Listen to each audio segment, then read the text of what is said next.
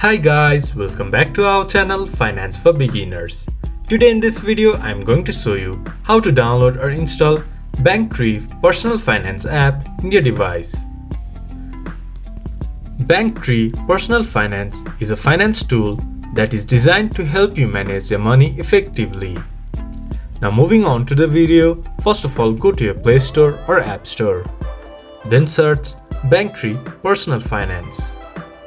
There you can see Banktree Personal Finance by Banktree software. Tap on it, then press Install.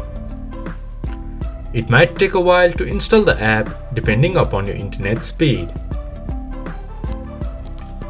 Once the app has been installed, open Banktree Personal Finance app and start managing your finances. This much for today's video. If you guys find our video helpful, please leave a like and comment. And do not forget to subscribe our channel and hit the bell icon. I'll see you guys again in our next video.